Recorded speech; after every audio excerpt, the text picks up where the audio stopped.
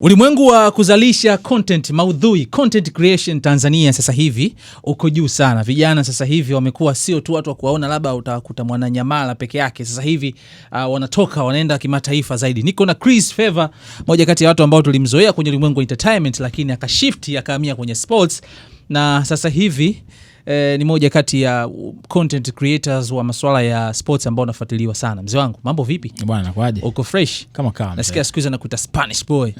Sio mbaya pia. Sio mbaya pia. Ila mimi I'm a Tanzanian guy. Okay. How was your journey? So poa. Ilikuwa iko vizuri, ilikuwa vizuri. That's the thing ambayo naweza nikasema. Namshukuru Mungu kwa kweli. Unajua transformation unajua wewe tumefanya kazi kwenye industry ya entertainment karibia miaka 8 plus. Okay. Umeelewa? Yeah, of course. Lakini unapokuja kuhama kuingia kwenye upande mwingine, kuna ka experience ka tofauti pia. Kwa hiyo nashukuru Mungu kwa kweli. Ilikuwaje rahisi wewe kwako kushift kutoka kwenye entertainment, umezoea ukifanya interview na mastaa na nini ukasema acha nijisqueeze niende zangu kwenye sports? Unajua mimi kitu ambacho watu wanakiona sasa hivi kwenye sports ni kitu ambacho nimekuwa nikifanya kwenye mazingira ambayo watu hawayaoni. Sasa hivi imefika katika muda ambao nimeamua kukiweka public na kuchange. Inaweza ikawa ni surprise kwa watu wengi, lakini mimi haya maisha unayoona nayafanya nimekuwa nikiyaishi bila kuyaweka mtandaoni. Michezo imekuwa ni sehemu ya furaha yangu. Mimi sinywi pombe, sivuti, au sio? So stare yangu kubwa ni football. Are you sure? Yeah, of course. Stare yangu kubwa ni football. Hivi mnapomwona kwa nini stare yake kubwa ni football peke yake? Sina stare nyingine zaidi ya hiyo. Tuache kidogo. Kweli. Kwa hiyo ninachokifanya sasa hivi ni kitu ambacho nimekiishi kwa miaka mingi. Nimeanza kufuatilia mpira toka 2003 mwishoni kuelekea 2004.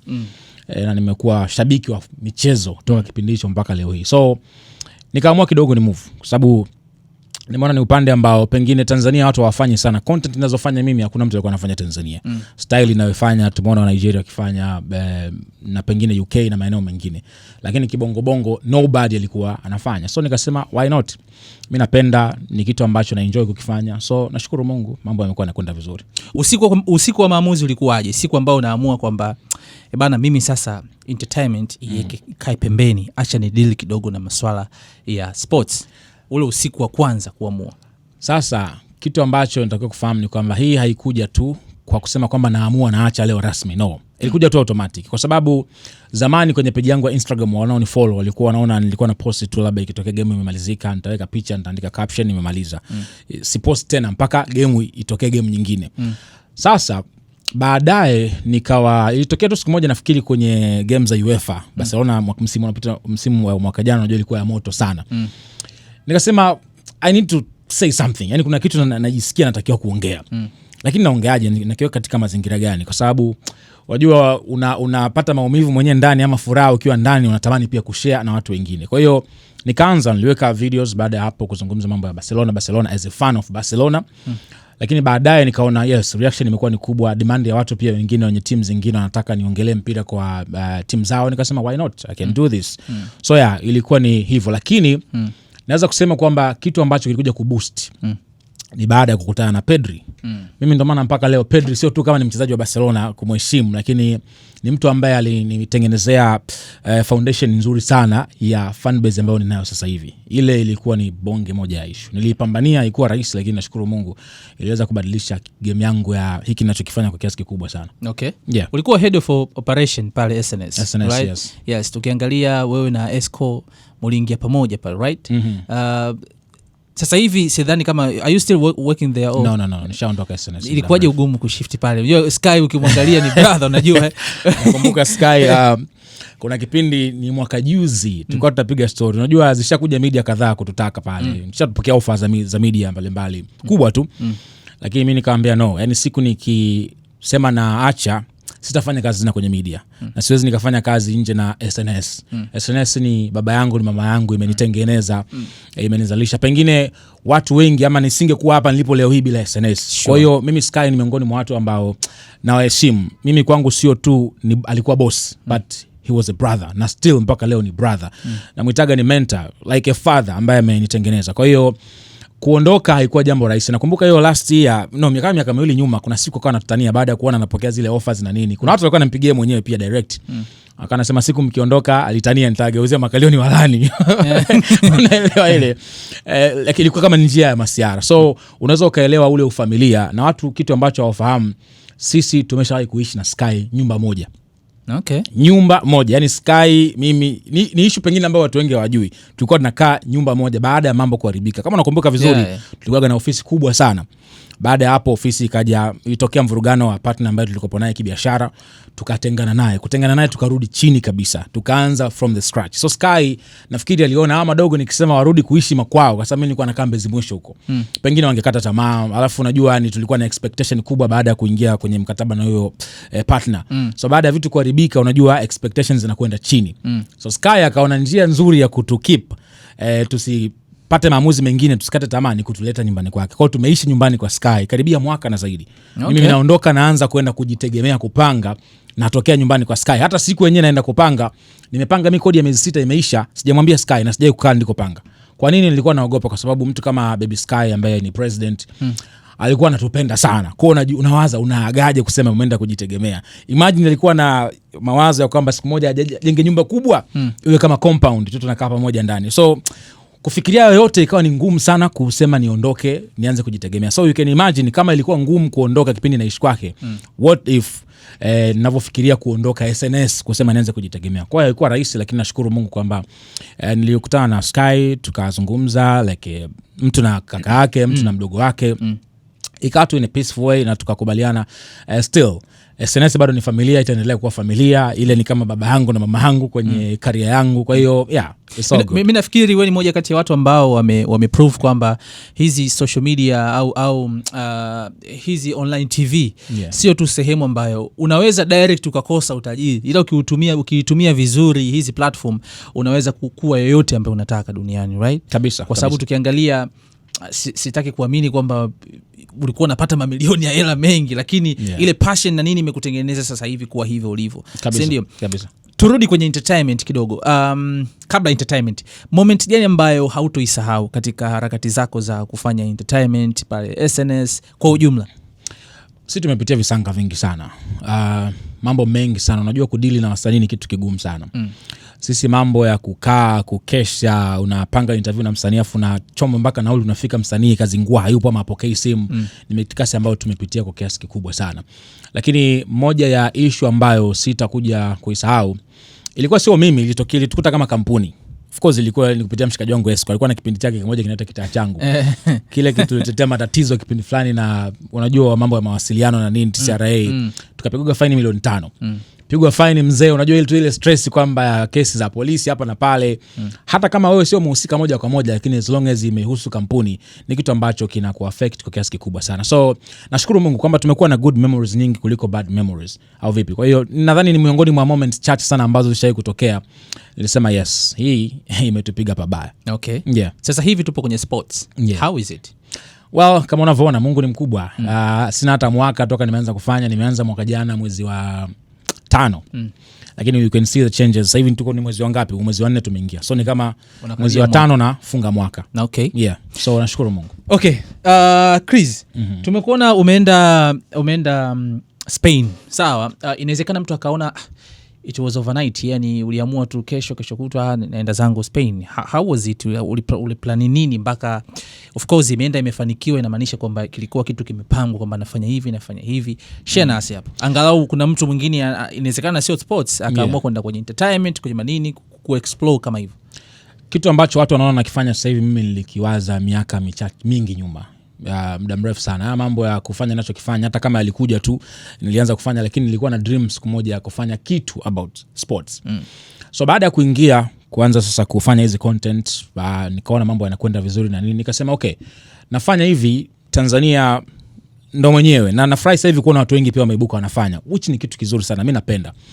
Nikasema I need to do something extra. Nifanye kitu ambacho kidogo kitaonyesha utofauti. Tanzania tumekuwa tunapiga kelele kuhusiana na wasanii waende international. Naelewa vizuri. Sure. Kwa nini hatutoki nje? Nikasema okay, mimi kwa nafasi yangu what can I do? Kwa sababu mimi nikienda Hispania leo siendi kama Chris.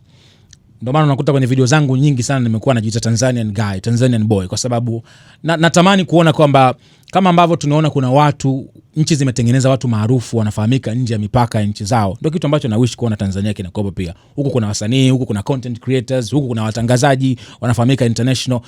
Hicho ndio kitu ambacho na wish siku moja tufike katika hizo level, kwa sababu ukishakuwa na watu wenye ushawishi kama hao wakubwa ambao wanafahamika nje ya mipaka ya nchi yako, ni kitu kizuri sana kwa taifa. Tunahangaika siku zote kutangaza utalii, si vivutio na nini.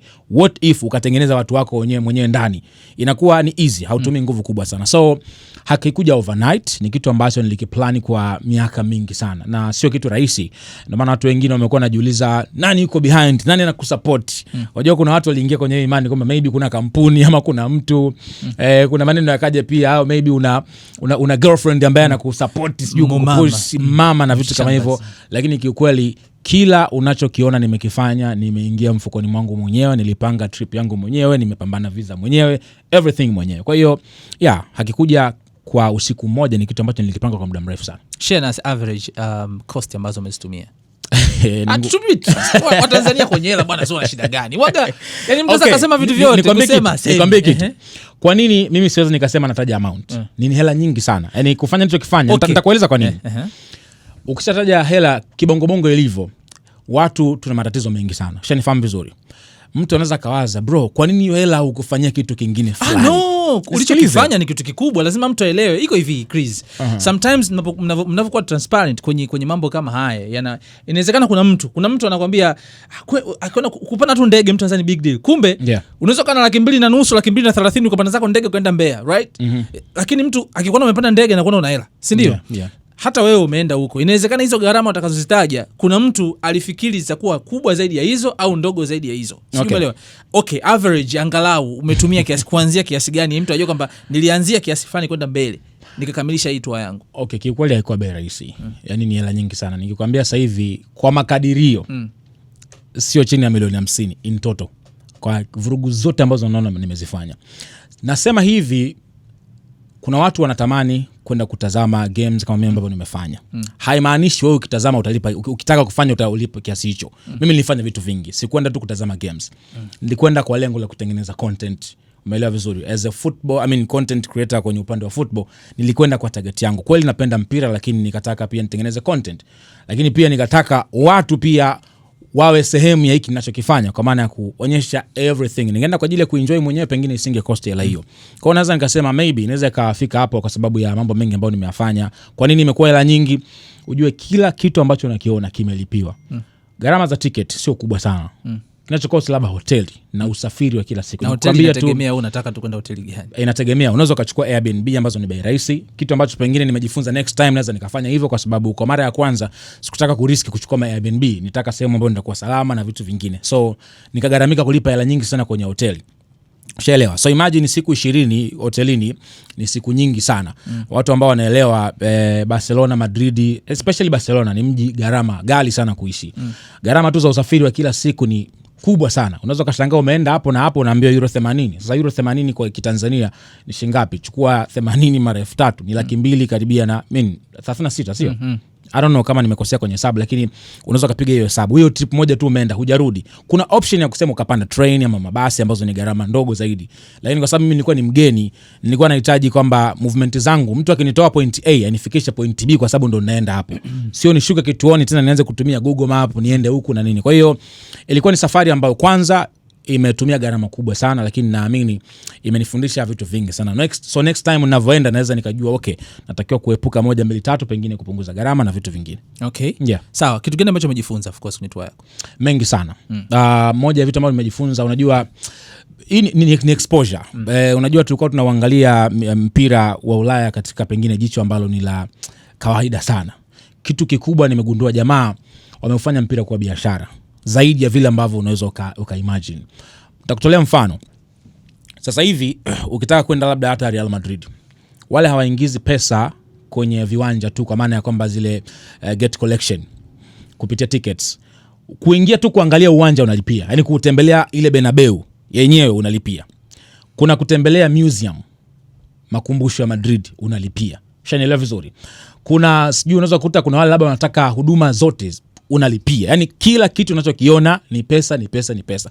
Kwa unaweza ukashangaa umekwenda pale umejikuta umetumia hela ambayo pengine hata ukuplani kutumia, kwa sababu jamaa walivyokuwa wajanja. Mfano mzuri, mimi nimeenda kwenye museum zote. Ukienda kwenye museum ya Barcelona, museum ya Real Madrid na vilabu vingine, wanakupeleka kwenye museum. Ukishamaliza huduma ya museum wanakuambia okay, exit ni huku, njia ya kutokea ni huku. Unavyotokea unakutana na duka la nguo, au sio?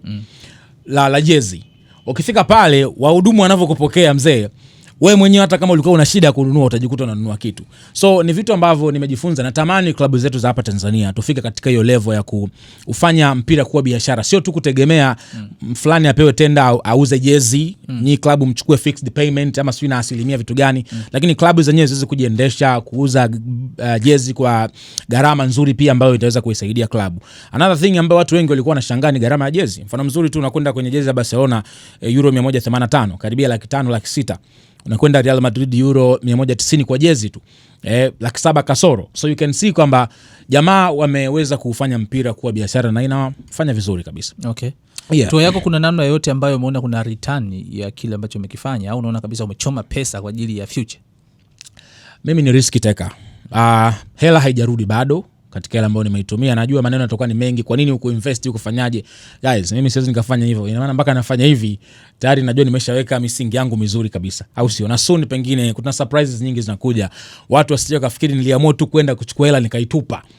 Wakati nina vitu vingine vingi sana vya kufanya. Nilihakikisha nimetengeneza foundation in case of anything hapa nyumbani niko vizuri. Kwa mpaka naamua kufanya hivi. Kifupi ni begi lipo. Sio tu begi lipo. Nimewekeza begi vizuri. Lipo. Nashukuru Mungu nimefanya investment. Kwa hiyo sijaona return bado, lakini kitu ambacho nimekifanya I believe kitakuwa na return, hata kama sio leo, baada ya muda fulani nitaona return yake. Umetumia gharama kubwa sana, lakini malalamiko makubwa hata mimi naweza nikayasema. Companies za Tanzania hapa zimekuwa ni magumu sana kutoa pesa za kueleka kwa content creators. Yeah. Kama makampuni yangekuwa nalipa pesa ambayo wanastahili kulipwa ma content creators kutokana na kile ambacho wanakideliver kwenye kazi zao, basi naamini hizi tours zingekuwa nyingi sana. Unaweza kuzungumza nini na makampuni kuhusiana na jinsi ambavyo content creators wanavyojaribu kupambana kubrand hizi kazi, kufanya kazi zao zionekane kwa watu wengi, lakini wao mtu anakuja na kama umeinvest, kama mtu akaja kwambia ati nakulipa milioni 2 kwa mwezi kwa kukudhamini wewe kwa mwezi mzima kampuni la betting, sasa milioni 2 kwenye milioni zaidi ya 50 ni kitu gani?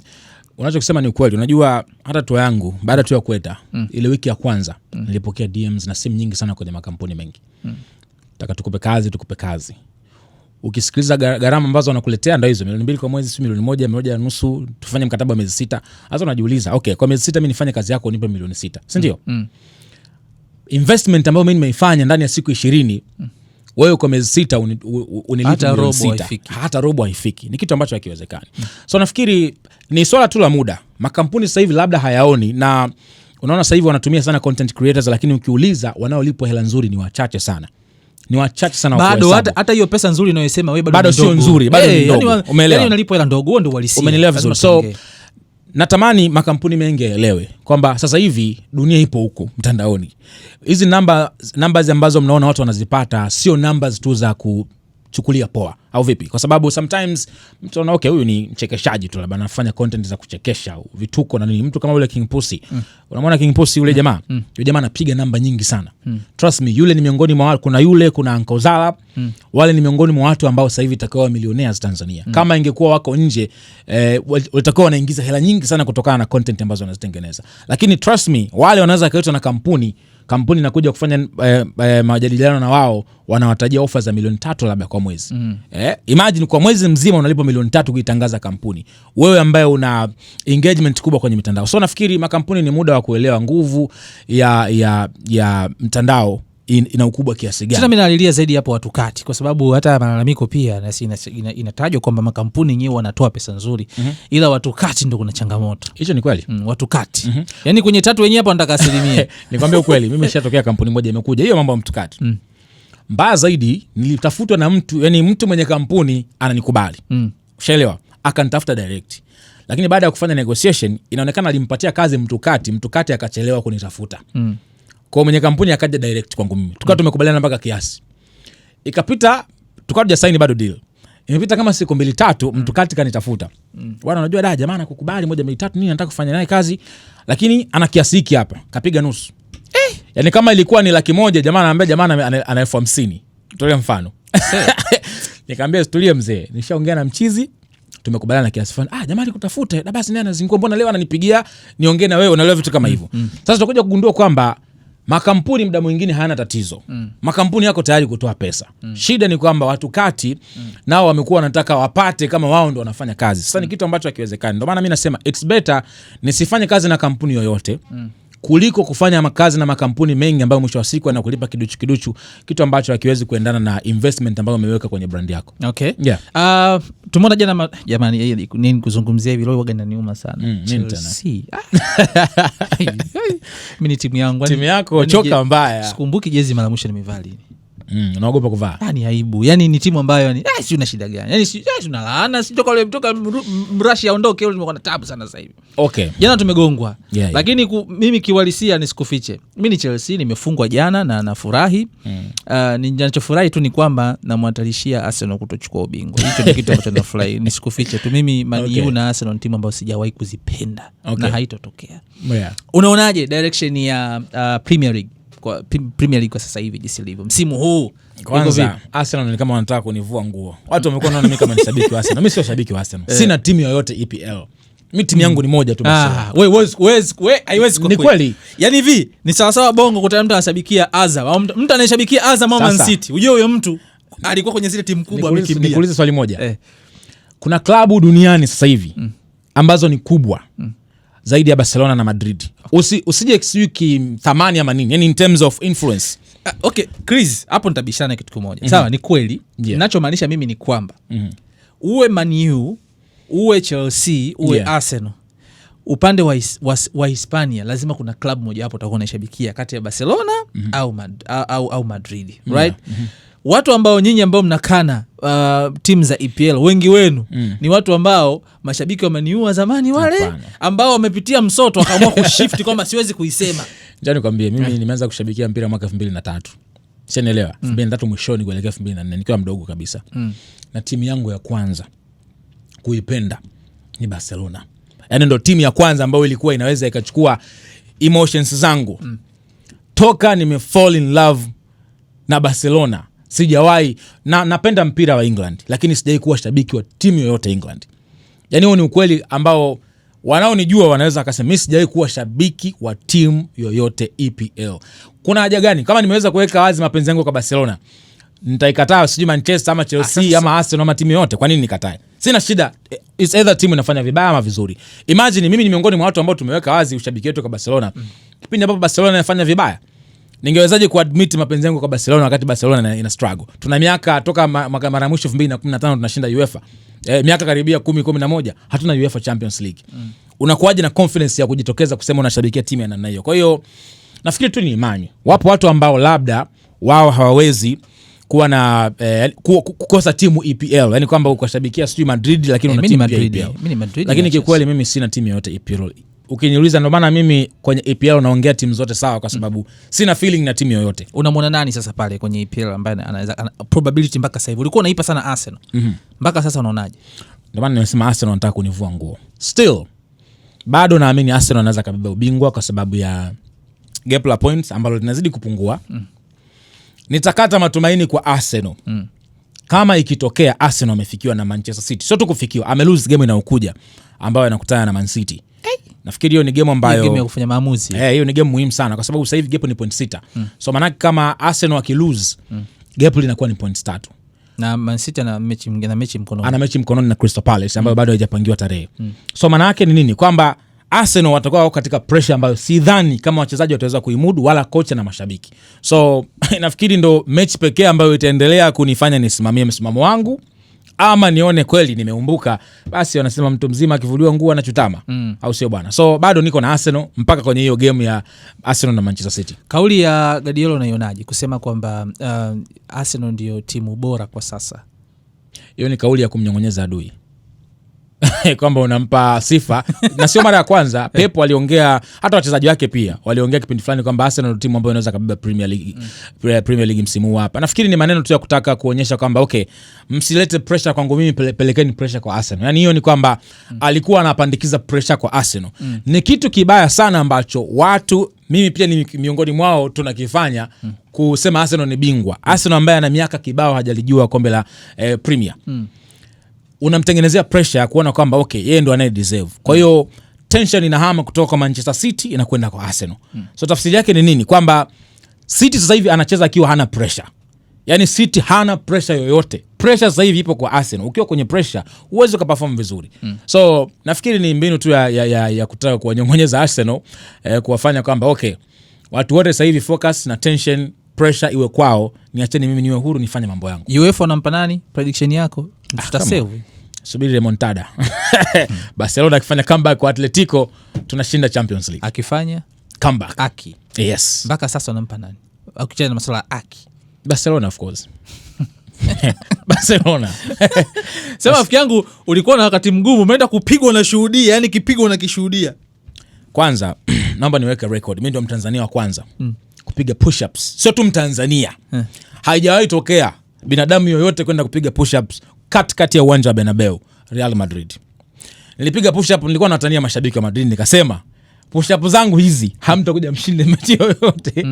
Na kiukweli mashabiki wa Madrid sina tatizo na nyie, wala sina chuki, ni namna tu ya kutaka kuchangamsha genge. Na shangaa bahati mbaya kweli imetokea Madrid wana lose. Fishanielewa vizuri. Lakini kilichokuja kuniuma baada ya kushuhudia Madrid akilose mbele ya Bayern, Barcelona tukaja kupigwa na Atletico na red card juu. Tuna msalaba wa goli 2. Kwa hiyo kilikuwa ni kipindi kigumu kulose mbele ya Atletico, kuchapwa mbele ya Atletico nyumbani Camp Nou nikishuhudia, haikuwa kitu rahisi sana, lakini still naamini ni football. Football ina matokeo matatu kama ambavyo anazungumza mara zote. It's either draw, ufungwe ama ushinde. Kwa hiyo ndio moja ya mchezo pia. Okay. Niliona umekutana na yule mrembo kutoka Ghana anaitwa Benis. Si ndio? Nampenda sana yule. Crazy. Nampenda sana Benis. Niambie. Unapenda nini kwake? Napenda nini? Okay, yule ni shabiki wa Barcelona kindaki. Nilialia kama mimi ambavyo nilivyo. Kwa kitu ambacho kinanivutia kwake ni commitment yake juu ya mapenzi yake kwa Barcelona. Ni kitu ambacho kinanivutia sana. Yeah. Urahisi wa kufanya content ukiwa kwa wenzetu kule uko vipi? Tumeona huku bana, ukitoka hapa ukaenda Mlimani City unajirekodi na kuja afande pale. Zima kamera huko. Nikwambie kitu. Nimeenjoy sana Spain na nimekuwa naongea kwenye video zangu. Mzee, unaenda sehemu, kwa mfano wale maduka ya timu ambayo nilikuwa naingia.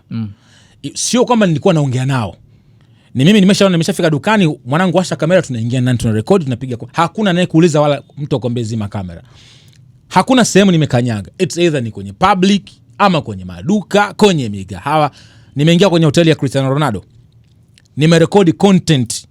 Hakuna mtu aliyenizuia. Nenda kwenye hoteli za Tanzania, nenda kwenye maduka ya Tanzania, hata ni duka tu la mtu binafsi utazuiliwa kurekodi. So nafikiri ni kitu ambacho ulimbukeni ifike muda tunakosa exposure. Maybe unajua, sijui watu wanahisi kitu gani. Imagine kwa nchi ambazo kama hivi Spain, watu wana hela zao nyingi, ukutana duka kweli hela nyingi, lakini mtu ana pressure. You are free to do anything. Ila kitanzania mzee wangu utoboi. So nafikiri ni kitu ambacho kimekuwa chepesi sana kwangu mimi, na nilikuwa natamani, niliposti siku moja kwenye account yangu ya TikTok nikasema kama kuna mtu yoyote wa kike ambaye anatengeneza content za food, hizi za chakula, mimi nitarudi tena Hispania. Niko tayari kumsupport wala waende, kwa sababu nimeona kuna hilo gap pia.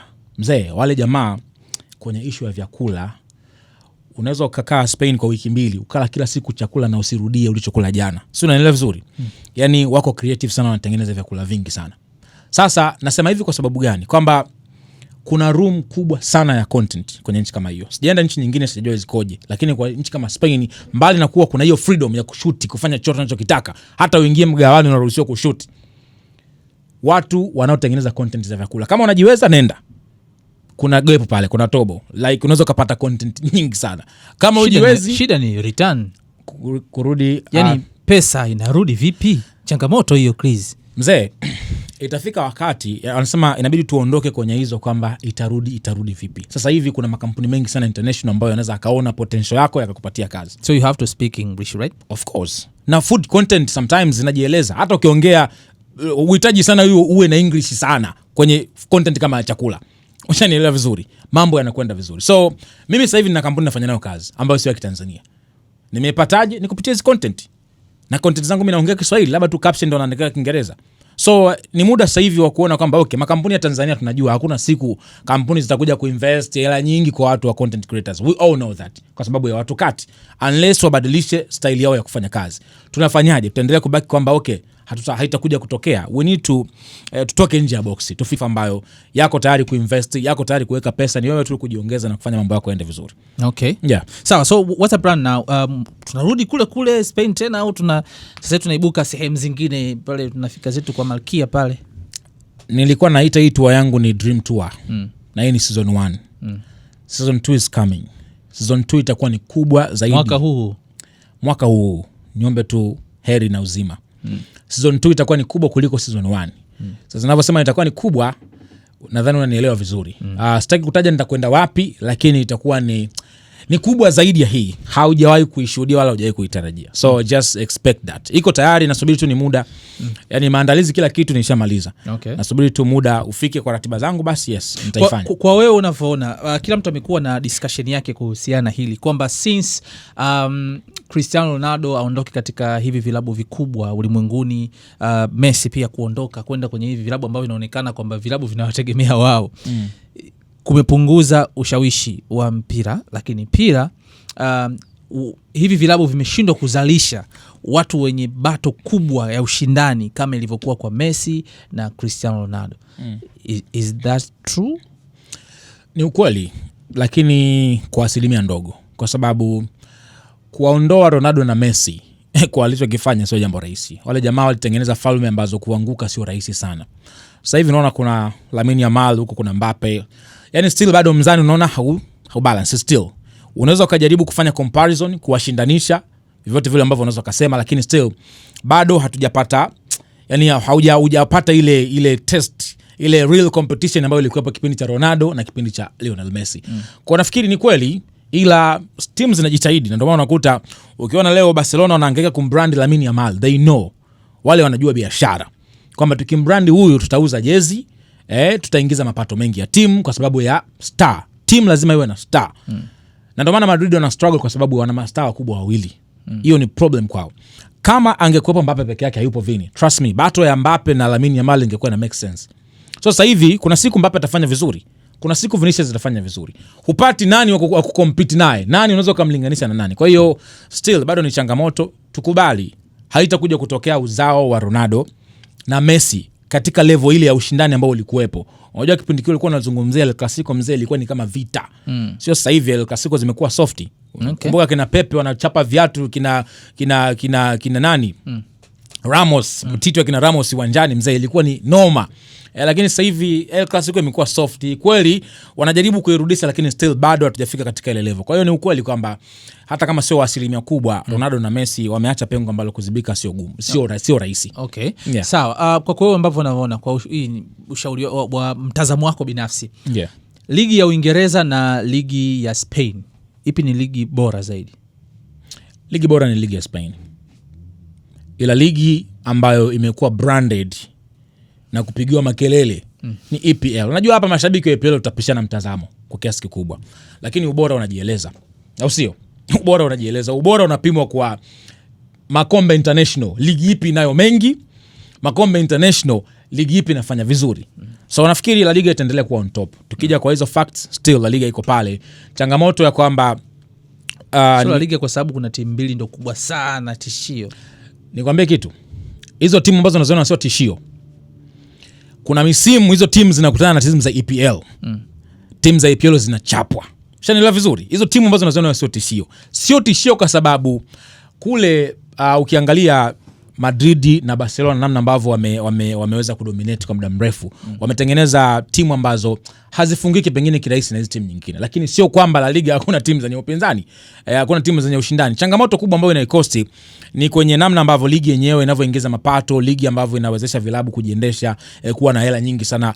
EPL wameweza kuibrand ligi yao kiasi cha kwamba leo hii Bournemouth anaweza kawa na jeuri ya kumsaini mchezaji kwa hela nyingi tu. Ushaelewa? Newcastle ni timu kubwa, sio ndogo, lakini unaangalia wana jeuri ya kufanya usajili mkubwa kuliko hata pengine hata Barcelona. So that's the only thing ambayo EPL wameiweza, kwamba wamebrand ligi yao kuwa ligi ambayo makampuni mengi yanatamani kuinvest, yanatamani kutangaza kwao. Changamoto kubwa ya La Liga ni branding, na ndio maana unakuta sasa hivi wamekuja na idea ya kwamba wanataka baadhi ya games ziwe zinachezwa USA, which ni idea ya kipuuzi. Sioni kama ni idea ambayo itaweza kuisaidia La Liga. Yote haya ni kuhakikisha wanapambana kuifanya ligi ya La Liga iwe at least na hizo kelele nyingi sana. Unajua issue ya Messi na Ronaldo ilipeleka La Liga juu sana. Yeah, sure. Big time. So baada ya kuondoka wamekuwa wana struggle kuirudisha ligi pale. Na kiukweli kwa sasa hivi utasema EPL yuko juu, lakini juu kwa sababu ya brand.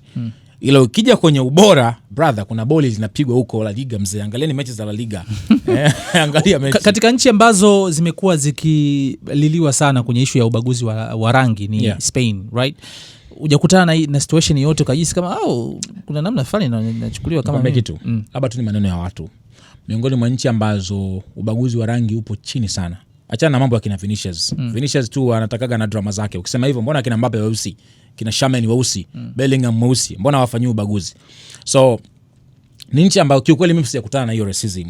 Watu tena I say, yani unajua unakutana na watu ambao wanasema watu mbona wananipokea hivi, wananichangamkia hivi, why they are so polite? Yani kwa nini wako hivi? Unajiuliza maswali yao. Ni watu ambao waungwana sana, watu wema. Sijakutana na hiyo issue ya racism kabisa. Watu wanakupokea vizuri. Mimi nimeenda kwenye viwanja, mfano mzuri nilienda kuangalia game ya Barcelona na Atletico kwenye uwanja wa Metropolitano.